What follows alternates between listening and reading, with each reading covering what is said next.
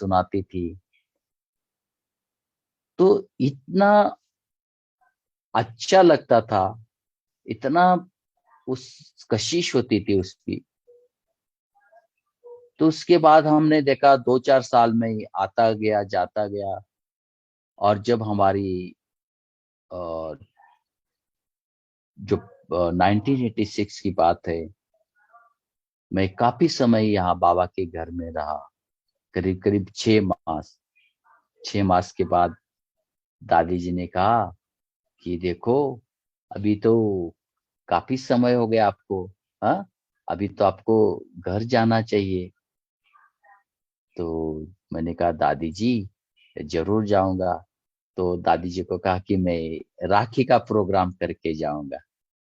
तो दादी जी ने मुझे राखी बांधी। और राखी बांधने के बाद दादी जी ने इतना मेरा हाथ जो है जोर से पकड़ा, और दादी जी ने कहा कि तुम इतनी तपस्या कर रहे हो इतने साल से, तो आज तुम्हारा लास्ट मतलब समर्पण दिन है। तो वो दिन था, जिंदगी का मेरा खुशी का दिन था।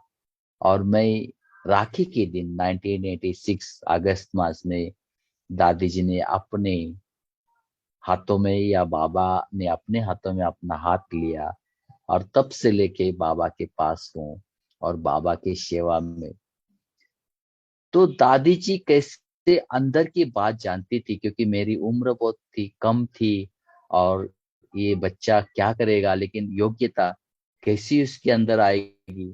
तो मैंने देखा कि जब राखी का दिन था, उसी सुबह सुबह हमारी जो भोली दादी थी, भोली दादी हमारी किचन इंचार्ज, तो भोली दादी आ, सुबह सुबह दादी के पास गई और दादी को कहा, दादी जी ये बच्चा मुझे चाहिए, ये बहुत अच्छी सेवा करता है।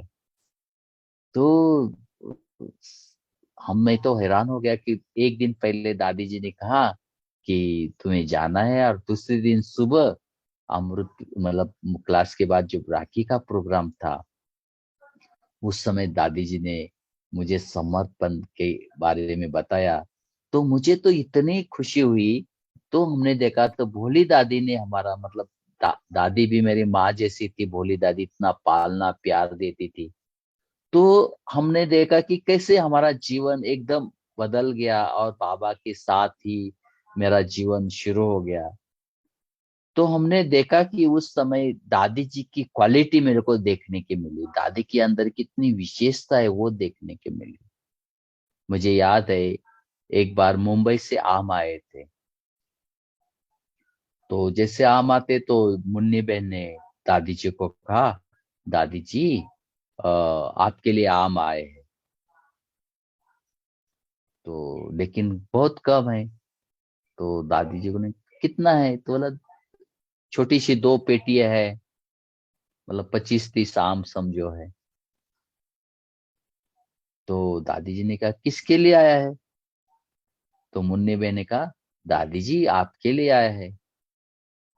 तो दादी जी ने कहा दादी जी माना कौन? दादी जी माना मधुबन निवासी। मधुबन निवासी के लिए आया है, और मैं भी मधुबन निवासी हूँ, तो मैं अकेली तो नहीं खा सकती हूँ।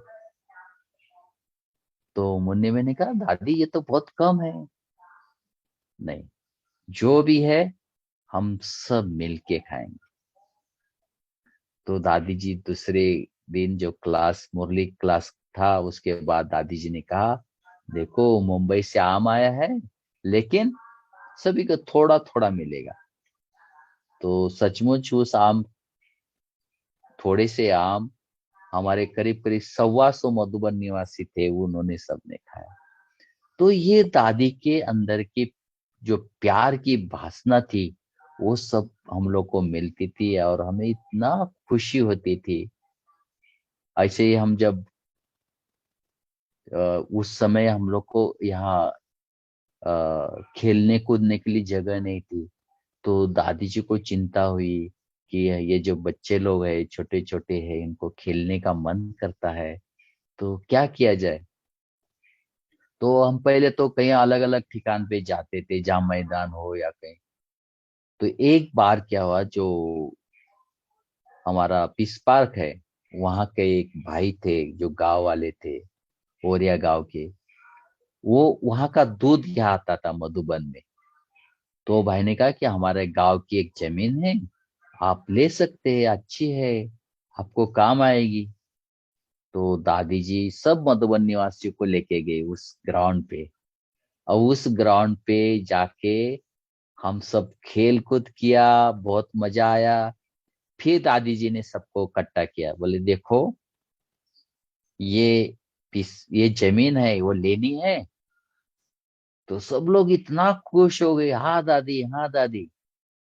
तो उस समय तो जमीन ओबड़ खाबड़ थी। तो उस समय एक किशोर भाई करके अफ्रीका से आए थे, केन्या। तो उन्होंने दादी जी के पास जाके कहा, दादी जी, उसका नाम किशोर भाई थे, दादी जी, ये जो जमीन है, मैं इसको डेवलप कर दूं, मैं अच्छा बना दूं इसका। तो उन्होंने, दादी जी ने कहा ठीक है।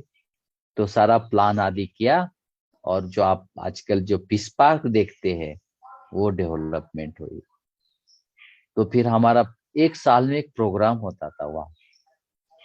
तो उसमें होता था कि सब लोग इकट्ठा होते थे, फिर खेल कूद करते थे, फिर अलग अलग गेम्स होती थी, दादी जी आती थी हमारे साथ, सबके साथ क्रिकेट खेलती थी, वॉलीबॉल खेलती थी, फिर मटका तोड़, ये सारे गेम्स खेलती थी। लेकिन साल में एक बार ऐसा प्रोग्राम था, होता था कि प्रतियोगिता, मतलब उसमें रेस लगती थी। तो उसमें दादी जी सबको प्राइज देती थी, मतलब सभी को। जब जिसका फर्स्ट सेकंड थर्ड नंबर होता था ना, तो प्राइज देती थी। तो मुझे याद है कि मुझे 2 प्राइज मिले थे।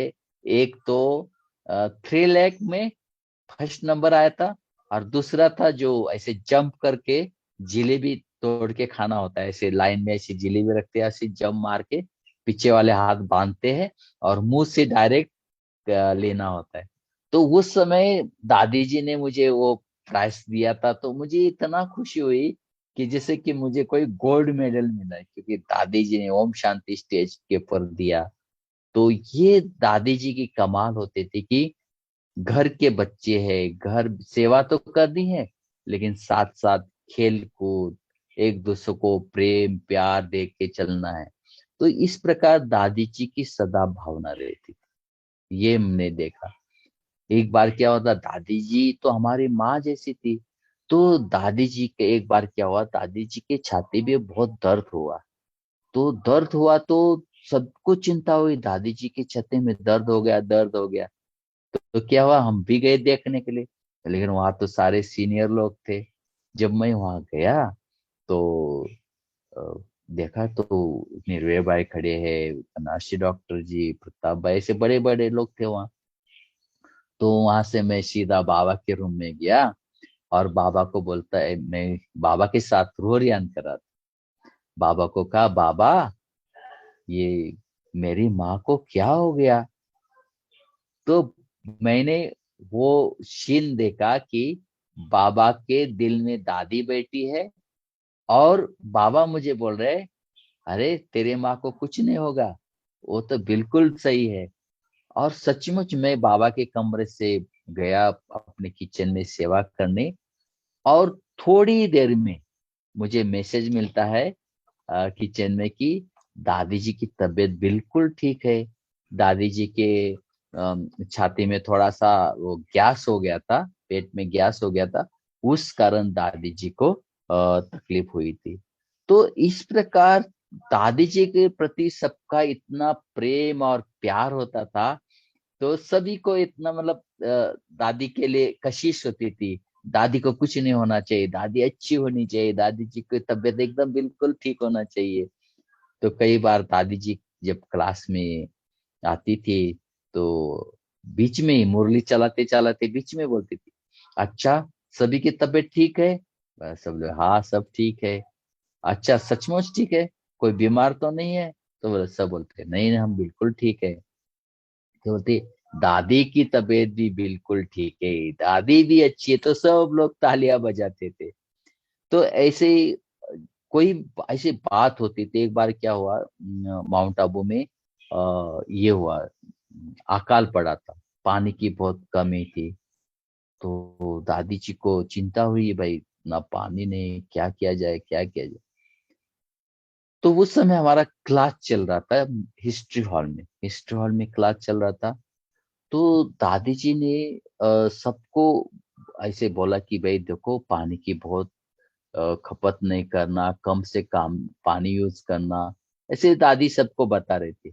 इतने में दादी जी, मुन्नी बहन वहां आए, पानी लेके। दादी जी की दवाई खानी थी दादी जी को, तो दादी जी को एक गिलास पानी लेके आई। तो दादी जी ने बोला कि मुन्नी बहन, इतना सारा पानी, हाँ, इतना, मतलब दादी जी का कहना था कि भाई मैं दवाई तो थोड़े से पानी में भी ले सकती हो ना, तुम ये पानी जो है खाली कर दो। तो सचमुच दादी जी ने, वो हिस्ट्री हॉल में हम लोग सब बैठे थे, और दादी जी ने फिर वो पानी कम करा दिया। फिर उस मतलब फिर दादी जी ने कहा देखो, दवाई तो खानी है, अगर 2 घूंट में दवाई खा सकते हैं, तो बाकी पानी तो फेंक देंगे ना। तो दादी जी इस प्रकार अपने प्रैक्टिकल रूप से हमें सिखाती थी कि हमें क्या करना चाहिए, हमें कैसे रहना चाहिए, हमें जीवन में कैसे परिवर्तन लाना चाहिए। ये सिर्फ ऑर्डर नहीं देती थी, खुद कर्म करके दिखाती। मुझे याद है, शुरू शुरू में ये माउंट आबू में, हमारे मधुबन में वो बाल काटने का है ना, वो डिपार्टमेंट नहीं था। तो हम लोग क्या करते थे, बाल काटने होते थे तो ईशु दादी के पास जाते थे। तो ईशु दादी के पास जाके ईशु दादी फिर हम लोग को ये पैसे देते थे। अ, तो मुझे है ना, एक दादी जी ने 5 रुपए दिए। तो 5 रुपए दिए तो मैं गया मार्केट में बाल काटने के लिए। तो ये हमारी ईशु दादी है, तो बाल काटने के, तो वो नाई से ज्ञान की बात चिट चैट करते करते मैंने कहा मेरे पास तो 4 रुपए है। तो बोला ठीक है, कोई बात नहीं, तुम तो छोटे हो ना। तो मैं 4 रुपए दिया और 1 रुपए बचा दिया। जब वो 1 रुपया बचा के फिर मैं ईशु दादी के पास गया, और मैंने कहा कि मेरा 1 रुपया बचा दिया, ये मैं वापिस दे रहा हूँ। तो मैं वापिस दिया। तो वो बात दादी जी को इतना अच्छी लगी, इतनी अच्छी लगी। तो दादी जी ने एक बार क्लास में सबको बताया, देखो ये बाबा का घर है, बाबा के घर की बचत करनी चाहिए, बाबा का घर में कैसे हमें रहना चाहिए। देखो एक छोटा बच्चा है, वो 1 रुपया बचा के लाया। तो ऐसी दादी जी मोटिवेशन भी देती, जहाँ खर्चा करना है करो, लेकिन जहाँ बचत करना चाहिए हमें करनी चाहिए, तभी तो हमारा यज्ञ आगे बढ़ेगा।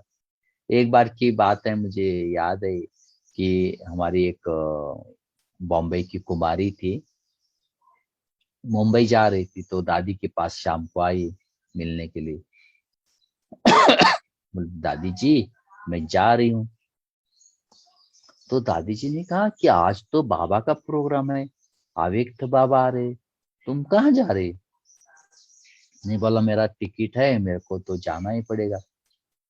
तो दादी जी ने पूछा कितने बजे टिकट है?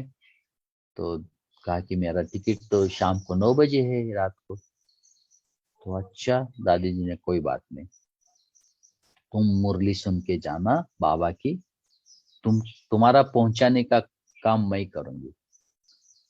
तो जैसे मुरली पूरी हुई, दादी जी ने वो कुमारी को बुलाया स्टेज पे, बाबा से मिलाया, बाबा से टोली दिया, टोली दिला के फिर वो कुमारी को बोल, वो उस दादी का जो ड्राइवर था उसको बोला, जाओ ये बच्ची को ट्रेन में बिठा के आना। तो वो बहन अभी तक वो याद करती, बाद में जब वो बड़ी होगी, समर्पित होगी, तो उसके दिल में वो बहुत बात थी, नहीं दादी को मैं कार दूंगी, दादी को कार। तो वो बहन ने जब उसका समर्पण समारोह हुआ तो दादी के लिए कार गिफ्ट किया। तो ये दादी की कमाल होती थी, ये दादी का जो प्यार होता था ना, इस प्रकार से, इसलिए सब लोग दादी को दादी माँ करके पुकारते थे। एक बार की बात है, शुरू शुरू में यहाँ मधुबन में इतना मतलब वो नहीं था कि पैसा या धन संपत्ति, जितना हो सके कम, लेकिन प्यार बहुत होता था। दादी किसने स्नेह देती थी तो सब भूल जाते थे इन चीजों की, ये हर फैसिलिटी चाहिए, ये चाहिए, वो चाहिए। हम जब सेवादारी थे तो एक ही रूम में 100 लोग सोते थे, लेकिन कभी हमें संकल्प नहीं आया। दादी से पूछते, अच्छा सब ठीक हो, खुश हो, इतना ही पूछती थी तो हम लोग खुश हो जाते थे।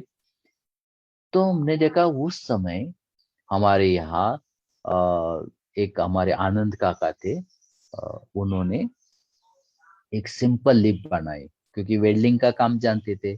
तो लोहा इधर लाके करीब करीब 16,000 रुपए, इतने कम कीमत में उन्होंने एक लिफ्ट बनाया, और उसको नीचे हैंडल लगाया। हैंडल से रोप से वो खाना ऊपर जाता था, फिर ऐसे घुमाते तो नीचे आता था। तो देखा धीरे धीरे धीरे, एक दिन वो लिफ्ट है ना खराब हो गई, खराब हो गई। अब क्योंकि 4 मंजिल मधुबन में किचन एकदम ग्राउंड फ्लोर में, वहां से ऊपर जाना पड़ता है। तो 4 फ्लोर ऊपर जाना है। तो एक दिन क्या, लिफ्ट खराब हो गई। मैं भोली दादी के पास गया, भोली दादी जी, हमारा जो लिफ्ट है ना खराब हो गया, अभी तो भोजन शुरू होने वाला है, 12 बजने की बेल, पहले बेल बजती थी तो बेल बजने वाली है। तो भोली दादी ने मुझे कहा, जाओ जाओ जाओ, बड़ी दादी मना प्रकाश मणि दादी के पास जाओ। तो मैं गया, दादी जी ऑफिस में थी। तो वहां गया तो दादी जी ने तुरंत पूछा, क्या हुआ क्या हुआ। तो मैंने कहा, दादी जी अभी 12 बजने वाला है और अभी तक डाइनिंग में भोजन नहीं पहुंचा। अच्छा, ऐसी बात है। तो दादी ने कहा, अच्छा मैं चलती हूँ ना। तो दादी जी मेरे साथ, मैं और दादी जी दोनों साथ साथ डाइनिंग में पहुंचे। अब मैं सोच रहा था कि अब दादी जी क्या करेगी, दादी जी क्या लिफ्ट चलाएगी, दादी जी क्या लिफ्ट ये करेगी, या खाना कैसे ले आएंगे। मैं अपना छोटी बुद्धि थी, सो इतना समझदार तो था ही नहीं। जैसे दादी जी डाइनिंग में गई तो दादी जी के पास 20-25 लोग आ गए, दादी जी ओम शांति दादी जी। तो दादी जी ने कहा, ऐसे करो, जाओ सुभाष के साथ और इसके साथ जाके इसको मदद करो और भोजन उठा के लेके आओ, लिफ्ट खराब है करके।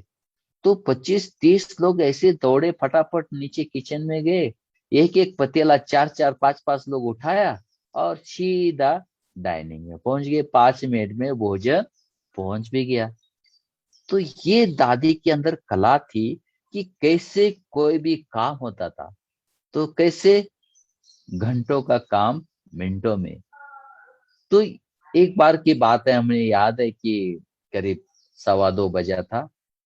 तो उस समय क्या था, सारी दादियों का झुंड, जैसे कि प्रकाश मणि दादी के साथ गुलजार दादी है, चंद्रमणि दादी है, जानकी दादी है, सारी दादियां है ना, ऐसे वॉक करते करते डाइनिंग में आ गई। तो डाइनिंग में आई तो वहाँ किचन में जहाँ भोली दादी बैठते वहां, तो दादी ने पूछा, भोली क्या कर रही हो। तो भोली दादी ने, दादी जी थोड़ा दाल खुट गई है। खुट गई माना कब हो गई है, तो थोड़ा ये बना रहे, कढ़ी बना रहे। अच्छा कढ़ी बना रहे। तो क्या हुआ, हम थोड़ी सी लस्सी लस्सी लेके आए थे, और सेगड़ी की चारों तरफ दादियां खड़ी हो गई, ऊपर तेला, फिर थोड़ा तेल डाल। तो सारे दादियां है ना, कोई तेल डाल रहा है, कोई जीरा, कोई ये सब डाल के, कोई कोई हल्दी डाल रहा है, सब दादियां ने मिलके कढ़ी बना दिया। और कढ़ी तो इतने लोगों ने बनाया तो इतना टेस्टी कढ़ी हो गई। तो जो लोग डाइनिंग में बैठे ना जो खाना भी खाया, वो बोलते नहीं हमको भी कढ़ी चाहिए, हमको भी कढ़ी चाहिए। फिर हमने देखा दादी जी के पर जाने के बाद, दादी जी ने कहा कि हाँ हमको भी भेजना। फिर दादी जी के रूम में मैंने फिर कढ़ी भेज दिया। तो इतनी बड़ी विभूति होने के बाद में कैसे प्रेम प्यार और सारी दादियों के साथ कैसे मिलजुल करके दादी लीडरशिप देखा उसमें कि कैसे मिलजुल के एक दूसरे के साथ प्रेम प्यार से रहते। तो ये दादी जी की विशेषता थी। और कभी दादी के अंदर ऐसे अभिमान ऐसा कभी नहीं। एक बार मुझे याद है, जो हमारा पेशेंट विभाग है ना, जहाँ भोली दादी बैठती थी, तो उसका थोड़ा रिनोवेशन किया और उसको अच्छा बनाया। तो उसका उद्घाटन था। जब उद्घाटन था तो सभी को ड्यूटी बांट दिया, भाई कौन क्या करेगा। तो जैसे सूरज भाई हमारे लीडर थे उस समय, तो उन्होंने कहा कि आपको कोई को फूल दिया, गुलदस्ता दिया, किसी को माला दिया, किसी को नारियल दिया, सबको एक एक चीज बांट के पे आते ही आपको ये करना है करके। जैसे गुरुवार का दिन था, दादी जी आई। दादी जी आने के बाद फिर शुरू हो गया प्रोग्राम। तो मुझे है ना वो सेंट दिया, ऐसे परफ्यूम बोलते हैं ना, वो दिया। तो मुझे तो पता ही नहीं था कैसे डाला जाता है। तो जैसे दादी जी आए, सारे सीनियर आए, मैं तो उनके मुंह पे सब डालने लगा। तो क्या हुआ, दादी जी के आंख में चला गया वो। तो दादी जी ने ऐसा ऐसा किया मुझे। तो मुझे समझ में आया कि कुछ गलती हो गई, क्योंकि हमको पता ही नहीं था, हम तो छोटे बचपन से उधर आए थे। तो किसी ने कहा, अरे आंख आंख में थोड़ी जाता है, बॉडी पे डाला जाता है ये सेंट, इसे नहीं जा। तब मुझे पता चला, अरे हाँ, ये तो हमें पता ही नहीं था। तो फिर दादी जी ने उसी समय सिर्फ इशारे से बताया कि आंख में नहीं डालने का करके, ऐसा करके। तो ऐसे दादी जी छोटी छोटी बातें सिखाती थी। एक बार दादी जी ऐसे किचन में आई थी। तो किचन में आई तो दादी जी ने बोला, क्या भोजन बनाया। अभी हमें तो इतना पता नहीं होता, तो हमने बोल दिया कि दाल बनी है, चावल बना है, रोटी बनी है, सब्जी बनी। तो दादी जी ने मुझे बोला, इधर आओ, भोजन कैसे बताया जाता है।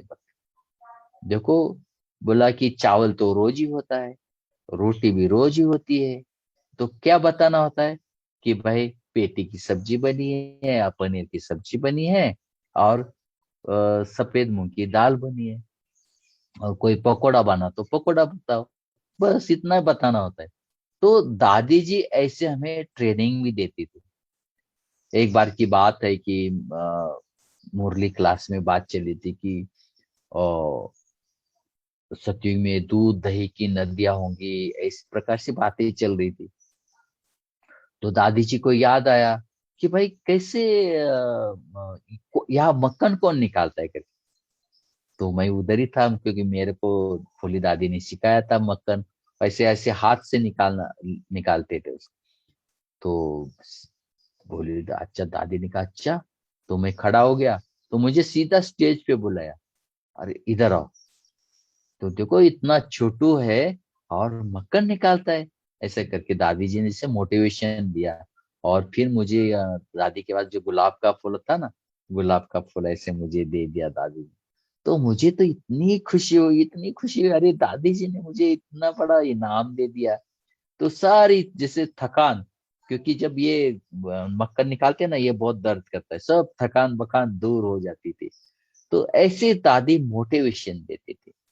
और ऐसे ही जैसे कि आपको याद होगा, ये जो शांतिवन में ज्ञानामृत प्रेस बनी है, तो पहले वो दिल्ली में थी। तो दादी जी को संकल्प आया कि दिल्ली से इतना सबको लिटरेचर मिलना, यहाँ प्रोग्राम होते, कॉन्फ्रेंस होती है, प्रिंटिंग करना बहुत तकलीफ हो जाती है।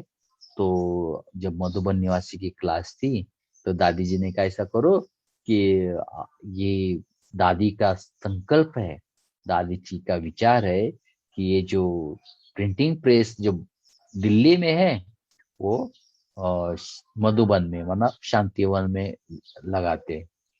उस समय शांतिवन खाली था।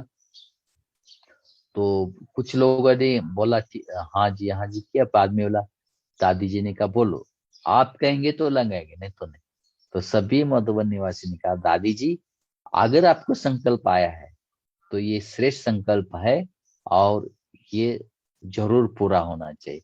सभी ने ताली बजाए, फिर प्रेस चालू हो गया वहाँ शिफ्ट हुआ, देखो वो भी अभी कम पड़ गई, वो भी और बड़ी बना दी, अभी नदी के प्रवाह बनाई है। तो ऐसे दादी जी का हर बात का संकल्प सिद्ध होता था।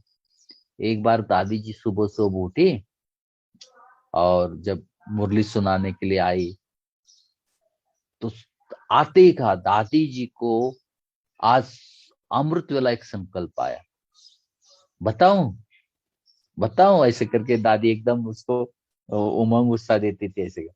फिर सबने कहा हाँ दादी बताओ। दादी को संकल्प आया, दादी को ऐसा दृश्य नजर आया कि लाखों की सभा है, लाखों की सभा, बाबा के बच्चों को संदेश दे रहे लाखों लोगों। तो सब लोग एकदम हैरान हो गए। अभी तो हमारा ज्यादा ज्यादा 4-5 हजार का प्रोग्राम होता है, उससे तो आगे होता नहीं। अभी लाखों का प्रोग्राम कैसे करेंगे? तो दादी जी ने सबसे पहले गुजरात वालों, सरला दीदी थी ना, उनसे बात किया। फिर सरला दीदी एक दिन सारी जो बड़ी बड़ी टीचर है ना, उनको लेके आए। तो मीटिंग हुई। तो मीटिंग में बोला कि सबसे पहले गुजरात वाले करेंगे मेला। और तो शुरू हो गया। तो इतना बड़ा मेला हो गया, इतना मेगा प्रोग्राम बोलते थे उसमें। तो उसमें करीब 1.25 लाख लोग आए। और उसमें पहली बार ये गेम में ऐसा हुआ कि ऊपर से ऐसे फूल की बरसात, गुलाब के पंखुड़े की बरसात पूरे सभा के ऊपर हो रही थी। तो ऐसे मैंने कई बार देखा, दादी जी के जो संकल्प थे ना, इतने पावर होती थी। एक बार हमारे पास यहाँ संत सम्मेलन था। तो संत सम्मेलन तो आपको पता है, बड़े बड़े संत होते हैं, महात्मा, अ, इतने बड़े शंकराचार्य, महामंडलेश्वर। तो उनको तो बहुत नशा होता है, उनके चेले होते हैं, उनका खाने का रहने का सब। तो पहला दिन रिसेप्शन हो गया। उसके बाद उन्होंने खाना पीना खा के जब सुखधाम में गए, तो दादी सब 4-5 दादियों को साथ लिया, गुलजार दादी, जानकी दादी, चंद्रन दादी, सबको साथ लेके चलो बोले कि आज सब महात्माओं को मिल के आते हैं उनके रूम में जाके। तो संदेश भेजा था कि भाई दादी जी आ रही है। तो सब लोग हैरान हो गए कि हम तो किसी को मिलने नहीं जाते, और यहाँ की जो चीफ है वो हमको मिलने आ रहे। तो सबके रूप में दादी दादी जी जाके, भैया कैसे हो, सब ठीक तो है, आपको तकलीफ तो नहीं है? आप देखो बहन का घर तो छोटा है ना, आपको कोई तकलीफ हो तो मुझे माफ करना। अरे इतना सारे पिघल गए। आज जब दूसरे दिन जब प्रोग्राम शुरू हो गया, तो बस दादी माँ, दादी माँ, दादी माँ, यही सबके मुख से आवाज निकल रहा था। तो ये दादी की विशेषता थी कि कोई कैसे भी हो, कोई भी बड़ा हो या छोटा हो, सबके ऊपर दादी राज करती थी। एक बार याद है मुझे, अरविंद त्रिवेदी आए थे यहाँ।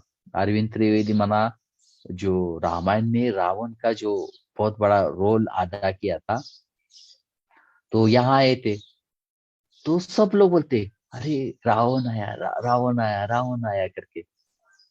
तो जब दादी जी को वो अरविंद त्रिवेदी जी मिलने गए, तो दादी जी ने कहा आओ आओ लंकेश जी आओ करके। तो एकदम वो इतना हैरान हो गया। तो बोला ये और कोई नहीं, ये माँ ही कह सकती, चाहे कैसे भी बच्चा हो, बिगड़ा बच्चा हो, कैसे भी हो, लेकिन माँ ही इतना प्यार से बुला सकती है। क्योंकि रावण का तो निगेटिव रोल था ना, चाहे कैसे भी हो लेकिन निगेटिव। लेकिन दादी उसको भी एक लंकेश के रूप में इसका प्यार से उसको बुलाया। तो एकदम जैसे कि वो पिघल गया। और दादी जी सबको जैसे कि माँ की पालना तो देती थी। मुझे याद है हमारे निर्भय भाई थे, उनका बाईपास सर्जरी हो गया।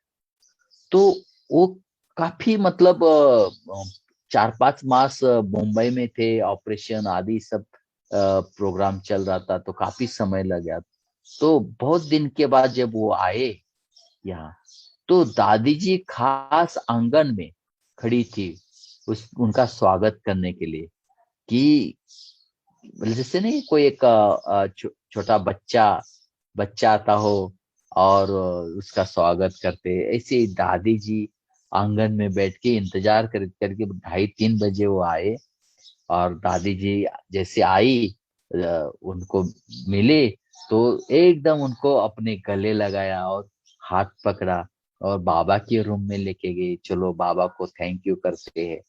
तो इस प्रकार दादी प्यार देती थी सबको, स्नेह देती है। इसलिए हम सब कुछ यहाँ, मतलब सारी दुनिया जैसे कि भूल जाते थे, क्योंकि इतना प्यार मिलता था। ऐसे हमने देखा एक बार दादी अहमदाबाद गई थी, तो अहमदाबाद वापस आते समय दादी जी की जो कार है ना, वो खराब हो गई। अब पहले तो इतनी कारें आदि तो थे नहीं। तो रास्ते के किनारे दादी जी, मोहिनी बहन, हमारी ईशु दादी सब रास्ते के किनारे खड़े थे उधर एक पेड़ के नीचे। तो वो एक माउंट आबू का कोई होटल वाले थे, वो वहां से निकल रहे थे। तो उन्होंने देखा कि दादी जी यहाँ खड़ी है। तो उतर के आया दादी जी के पास, दादी जी क्या हुआ? बोलता ऐसे ऐसे होगा। तो दादी जी को कहा, दादी जी आप हमारे साथ चलो ना, हम आपको छोड़ेंगे, हमें बहुत खुशी होगी। तो दादी जी ने फिर आपस में मीटिंग किया, फिर बात किया ड्राइवर से बात। तो उसने कहा पता नहीं अभी क्या है। तो फिर दादी जी ने, अच्छा तो हम चले, हम जाए। पर दादी जी आप चलो इनके साथ, मैं आराम से गाड़ी रिपेयर करके आता हूँ। तो वो जो होटल का मालिक है, अभी तक इतना खुश है कि दादी जी हमारी कार में बैठी, दादी जी को मैं लेके आया। तो ये दादी जी की महानता थी, कि ऐसा नहीं कि मैं इतनी बड़ी हूँ तो मैं ऐसा करूंगी। एक बार की बात है, हमारा एक दोस्त था, राम कुमार, जो लॉस एंजल में जाना था उसको, उसके माँ बाप वहां रहते थे। तो उन्होंने कहा कि माँ बाप का निमंत्रण है कि आपको जल्दी से जल्दी आना है। तो हम लोग उसको लेके दादी जी के पास गए। दादी जी, मतलब उस समय खुद ऑफिस, जो मीटिंग रूम है वहां गई, एक सोफे पे चढ़ी और वहां से वो अच्छी वाली सौगात निकाल के वो भाई को दिया। वो नहीं कि उसको बुलाओ, मुन्नी बहन को बुलाओ, इसको, ऐसा नहीं, खुद खुद अपने हाथों से। तो ये दादी का मतलब प्यार था, कि इतना दूर जा रहा है तो उसको बाबा की याद आनी चाहिए, पालना मिलनी चाहिए उसको। मुझे याद है एक बार, एक भाई को है ना, पैसे दिया बाल काटने के लिए, वो मार्केट गया। और मार्केट जाने के बाद उसको लगा कि यार क्या बाल काटना है। तो उसने वो जो पैसा था ना उसका, केले लिए, एक आधा डजन केले आए होंगे, आए और रूम में सब रूम आपस में मिलके खा लिया। तो एक भाई ने वो बात है ना उधर दादी जी को बताया, और उसका प्रूफ भी लेके उसके चिल के दिखाया हुआ।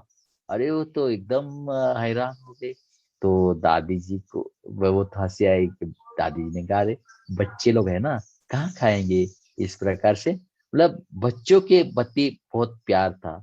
अभी जैसे हमारी हंसा दीदी ने बताया था कि आपका जो कैंसर का जो अनुभव है, वो भी जरूर बताना। तो मैं आपको थोड़े टाइम में वो भी शेयर करना चाहता हूँ। सबसे बड़ी बात है कि हमारा जो शरीर है वो कितना श्रेष्ठ है, कितना भगवान ने हमें अच्छा बना के भेजा है। आपको पता है इसका कीमत कितना है? इसका कीमत है 225 करोड़। हाँ? देखो हम बोलते ना भगवान ने हमको पता नहीं ये नहीं दिया, वो नहीं दिया, वो नहीं दिया, कंप्लेन करते रहते हैं। लेकिन भगवान ने जो हमें दिया है, ये जो संपत्ति दी है, उसका रिसर्च किया गया, हाथ टांग दांत हर चीज का, तो उसका कीमत है 225 करोड़। तो मुझे तब एहसास हुआ उसका, कि जब मैं बीमार हो गया, मुझे कैंसर हुआ 2008 में। 2008 में क्या हुआ, हमारे पास यहाँ रामदेव बाबा आए थे ज्ञान सरोवर में।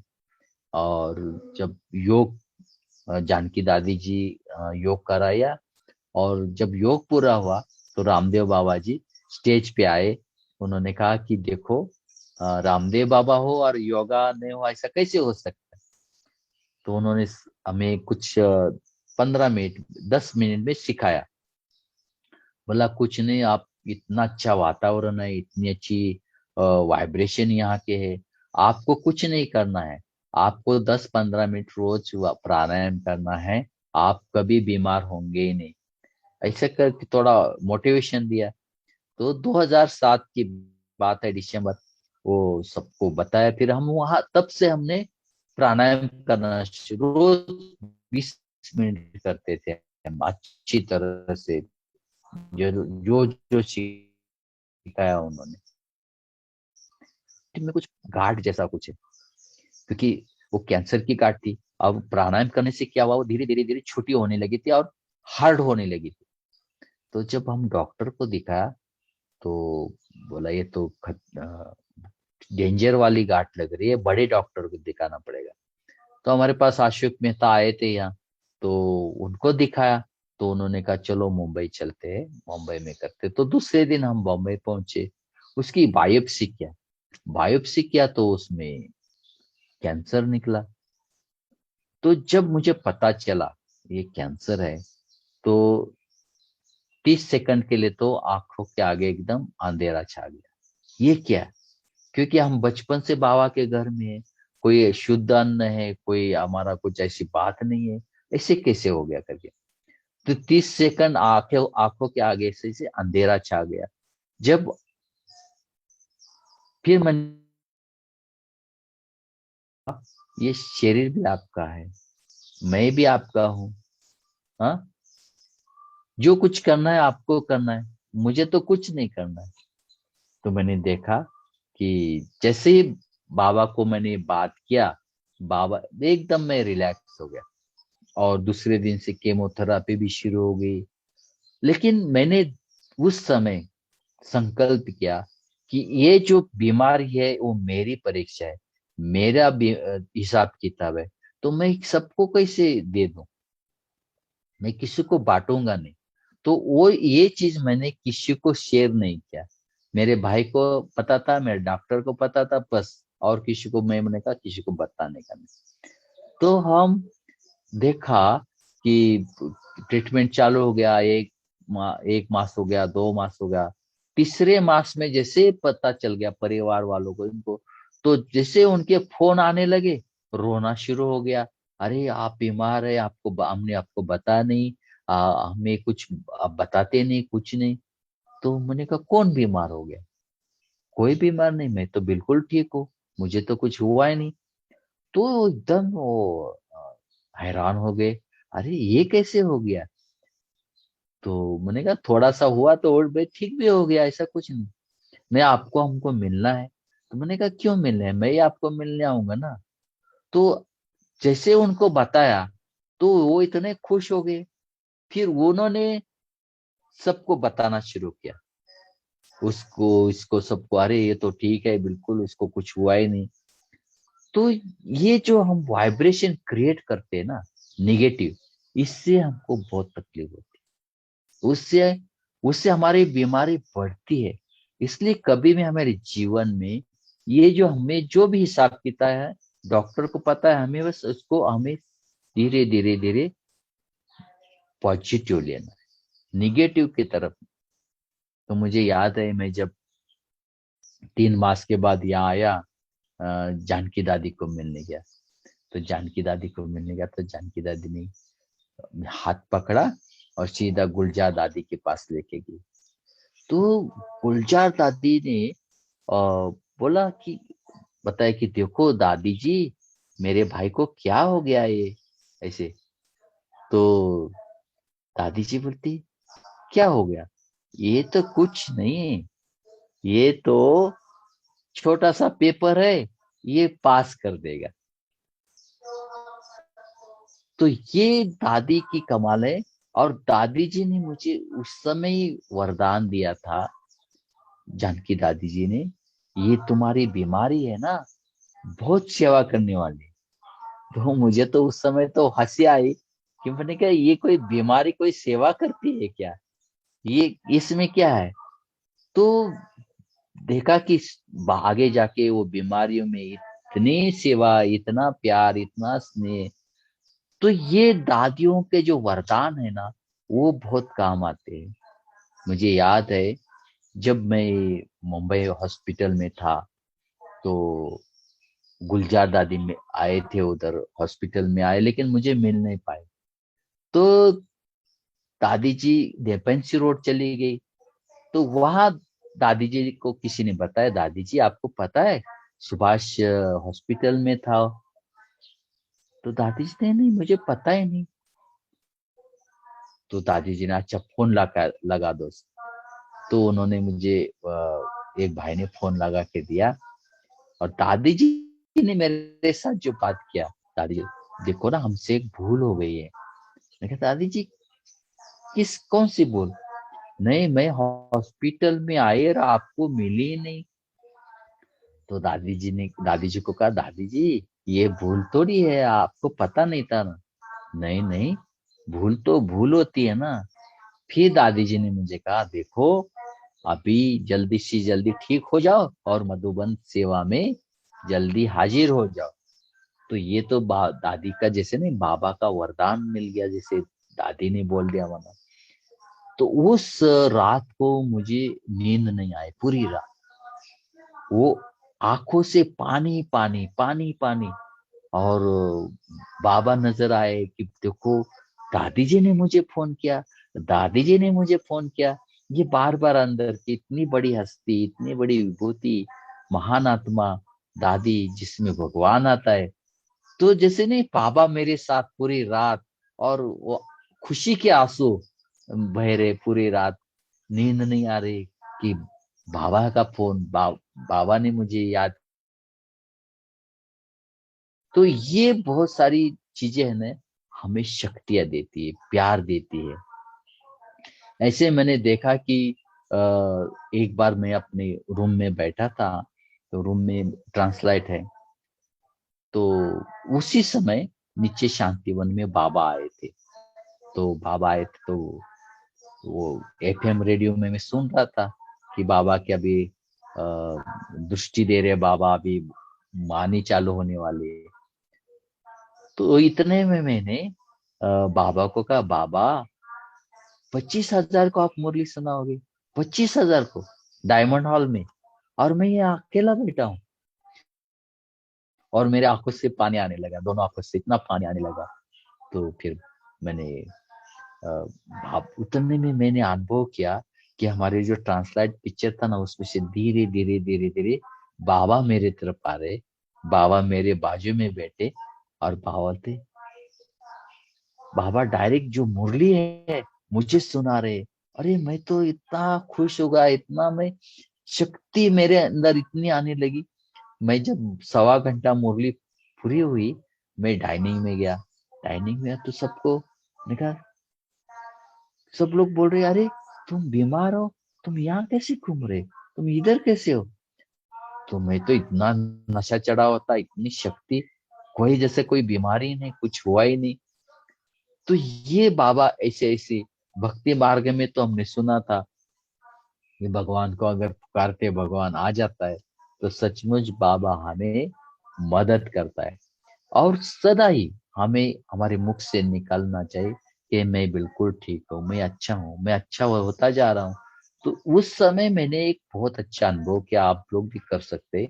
मैंने ये अनुभव किया कि मेरे ऊपर शिव बाबा है, और शिव बाबा की किरणें मेरे ऊपर आ रही है, ब्लू वायलेट किरणें।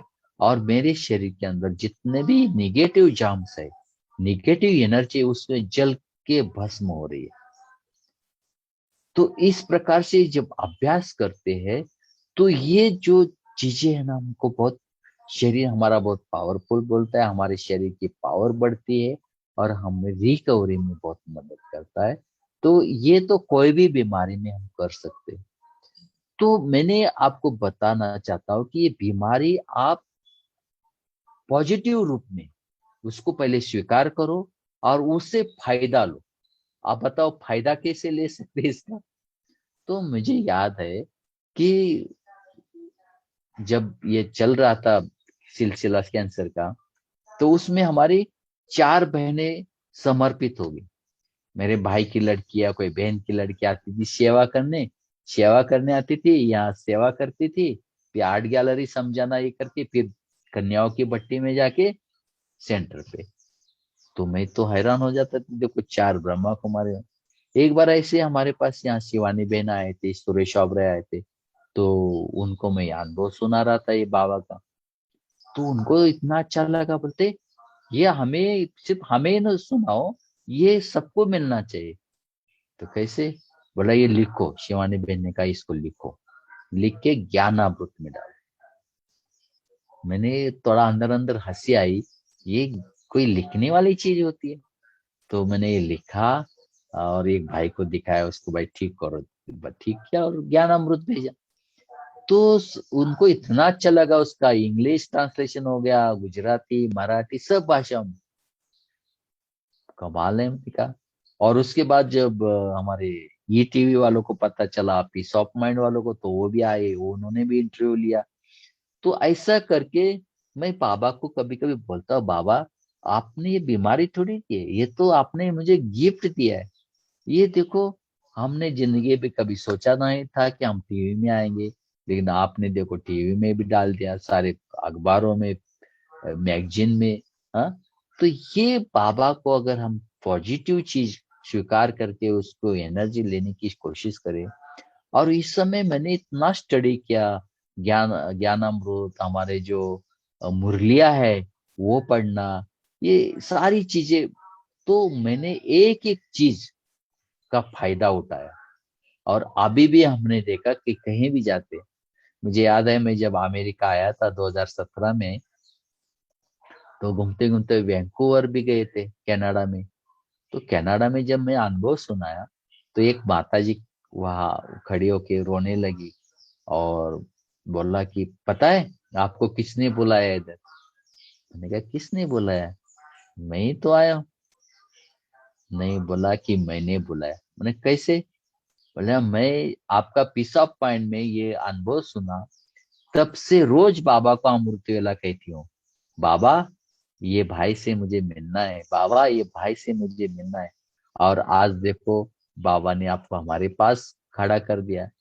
तो इस प्रकार से ये चीजें हम अगर जीवन में लेते हैं, तो हमें बहुत कुछ फायदा होता है। अब उस समय जो बाबा ने शक्तियां दी मुझे, एक तो लिखने की कला। हमारी हंसदा दीदी को पता है कि हम रोज दादियों के लिए एक, अभी हमारे गुलजार अपने प्रकाश मणि दादी के लिए चल रहा है, तो करीब करीब 100 लिखेंगे उसका, तो रोज एक एक डालता हूं मैं। तो वो एक लिखने की कला, फिर गुलजार दादी के लिए लिखा, जानकी दादी के लिए, जगदीश भाई के लिए, मम्मा के लिए। तो एक, जैसे ना एक बाबा एक शक्ति देता है, तो ये जो बीमारी से ये हमें एक गिफ्ट मिला ये चीजों की। तो इस प्रकार से वर्तमान समय जो हमारी दिनचर्या है, मैं सुबह थोड़ा अमृत वेले के बाद खेलकूद करता हूँ, योगा कर प्राणायाम करता हूँ। फिर मैं सुबह, एक यहाँ सालगांव है गांव के, एक ऑस्ट्रेलियन लेडी व्हीट ग्रास बनाती, वो पीता हूँ। तो मेरा वॉकिंग भी हो जाता है, और कोई दवाई नहीं, बस खुश रहता हूँ, मस्त रहता हूँ। और कोई दवाई नहीं, कुछ नहीं, बस बाबा की दुआ है, आप सबकी दुआ है, उसी दुआ में हम पल रहे हैं, आगे बढ़ रहे हैं। आज आपने हमें बुलाया मधुबन की तरफ से, ज्ञान सरोवर की तरफ से, शांतिवन की तरफ से, आप सभी को बहुत बहुत आगे बढ़ने की, फरिश्ता बनने की, अपने लक्ष्य तक पहुंचने की शुभकामनाएं, बधाई बधाई। ओम शांति। हंसा बहन, हेलो। ओम शांति। आवाज आ रहा है मेरी? ओम शांति ब्रदर। ओम शांति। और बहुत अच्छा अनुभव आपका, बहुत किसी को बहुत कुछ बहुत शुक्रिया। पूछना हो तो पूछ सकते हैं। इसलिए मैंने 5 मिनट पहले मैंने कहा चलो किसी को कुछ कुछ पूछना हो तो पूछ सकते हैं। सभी को अनम्यूट कर दो भाई जी। हाँ जी, जो भी अनम्यूट कर सकते हैं, या कोई ओम पूछना है? शांति ब्रदर, बहुत बहुत शुक्रिया, बहुत ही प्रेरणादायक, बहुत आपका अनुभव तो बहुत ही अनोखा अनुभव है। बहुत बहुत धन्यवाद आपको, दादियों का, दो- बाबा को, सभी को। 2017 में आपके सेंटर पे आए थे हम। हाँ जी, हाँ, हाँ जी। ओम शांति बाई जी, थैंक यू सो मच। आपके एक्सपीरियंस सुन के बड़ी शक्ति मिली है। ऐसा लगता है कि बाबा हम सबके साथ हैं। हम भी जब भी ऐसी कोई किसी पेपर में होते हैं तो बाबा को याद करते हो, तो जब निकल जाता है पेपर तो फिर सोचते हैं कि ऐसा होकर चला भी गया, सिचुएशन निकल भी गई। Thank you so much. मैं वैंकूवर से बोल रही हूँ, कनाडा से, और मैंने आपका सारा ओह। एक्सपीरियंस सुना है। तो बहुत अच्छा लगा भाई जी, आपकी सारे एक्सपीरियंस सुन के, दादी के साथ के, बाबा के। मैं आई थी माउंट आबू में, अभी फिर से आने का इतना मन है, लेकिन वो थोड़ा फ्लाइट का चल रहा है, नहीं तो आने का तो दिल करता है अभी उड़कर आ जाएं। नहीं, थैंक अभी यू। हो जाएगा, जल्दी बाबा आपको लेके आएगा। थैंक यू भाई जी, thank you so much for sharing. Thank you. ओम शांति भाई जी, थैंक यू वेरी मच। बहुत अच्छा अनुभव आपने सुनाया। हैप्पी जन्माष्टमी। और बहुत ही एक श्रावण मास में जैसे वो एक वाइब्रेशन आ रहे हैं, वैसे एक आनंद सा फील हो रहा है। ये मैं अमेरिका से आशुतोष भाई बोल रहा हूँ। आपका ये अनुभव सुन के भी बहुत ही बहुत ही एक अच्छा सा एहसास फील हुआ, और एक पॉजिटिविटी मुझे एक फील हुई। तो वही मधुबन की याद आ रही है आपके। ये अपने जो आपने अपने अनुभव सुनाए, वैसे मधुबन में जी आके जी। योग लगाए, ऐसे हमारे अभी वो ये विचार आ रहे हैं, और वो अभी हम उसके ऊपर वर्क करेंगे। ओम शांति। थैंक यू भाई। Thank you, thank you, thank you. ओम शांति भाई, थैंक यू वेरी मच। बहुत अच्छा रहा आपका अनुभव।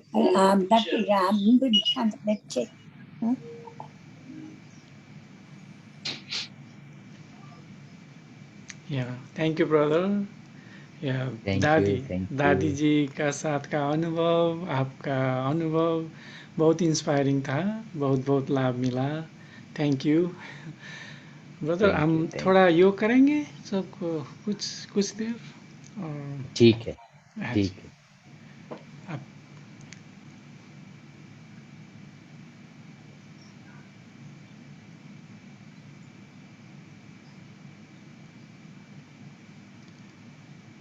आपसे भी एक अनुभव करना जो मैंने आप कैंसर के समय किया था, तो यह अनुभव करना कि मेरे ऊपर शिव बाबा है और उसकी किरणें मेरे ऊपर आ रही पूरा।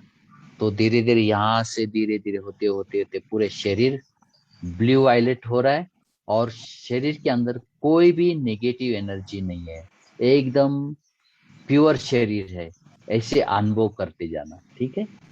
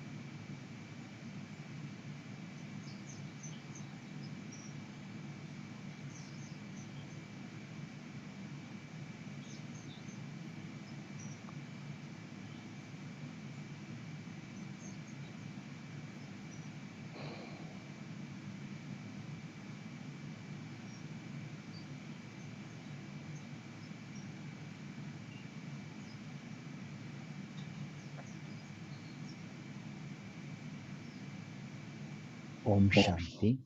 ओम शांति, ओम शांति, ओम शांति। दीदी Thank को you, हमारी brother. याद देना। ओम Yes, शांति। yes. शांति ओम थैंक यू शांति। So Brother. ओम Om शांति ओम Shanti. Thank you, thank you. फिर मिलेंगे. Thank you. ओके, ओम ओम शांति। शांति। ओम शांति। ओम शांति। ओम थैंक यू। Thank you, ओम brother. शांति। Thank you. Om Shanti Om Bhaji. Shanti. फिर मिलेंगे. Thank you. Om Shanti. Good night. Good night. Om Shanti. Thank you, everyone. Thank you, Baba.